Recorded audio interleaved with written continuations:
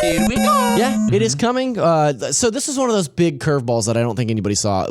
We had kicked around the idea of potentially seeing the oft-rumored and oft-mentioned Square-developed Avengers game at the Game Awards. Like, that was something that we had thought about in the office here for a while. Yep. I don't think anybody saw Ultimate Alliance coming. No.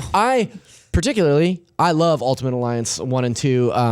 If you've not played them before, you're talking about Diablo, except with Avengers characters, right? Except with Marvel characters. Quite as good. Maybe like Gauntlet. Not quite as good, but like what it lacks for in the mechanical finesse of Diablo, I think it more than makes up for in the charm of like, oh, you're playing as your favorite superheroes. I think Casey just nailed it. It's a lot more like Gauntlet. In that way. It's kind of loot drops, right? Like it's way more arcadey.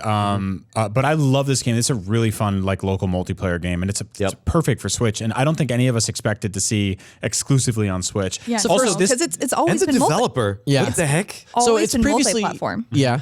It has been on all of the major platforms in previous iterations. First Ultimate Alliance game in 10 years by the time this comes out. Previously developed by Vicarious Visions. Now coming to us from Koei Tecmo and the team at Team Ninja, which is pretty wild. Like this is a pretty big departure for them and for the series itself. And the biggest story here to me is that this game somehow managed to get together the IPs for the X-Men, for Spider-Man, and for the Avengers all in one game, all playable alongside each other, fighting against like iconic villains from those series. Right. And that's huge. That's something a bunch of games in the last few years couldn't do because of all the legal hoops. Because this is not the MCU either. This is based on the comic franchise, right? Yeah. So they can do a different kind of mashup than Marvel in the movies. Although like the Guardians of the Galaxy look basically inspired by the movie designs, so it gets really tricky. Yeah.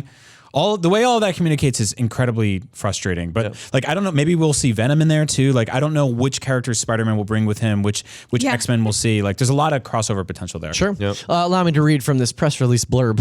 Marvel Ultimate Alliance 3, the Black Order will bring together familiar heroes and villains across the Marvel Universe to battle for the Infinity Gauntlet.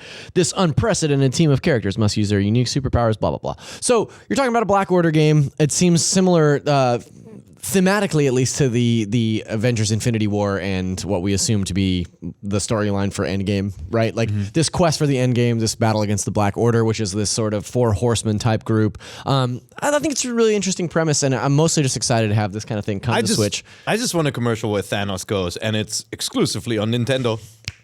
And what, PlayStation and Xbox? And everybody's gone. They just turned to dust. And everybody's gone.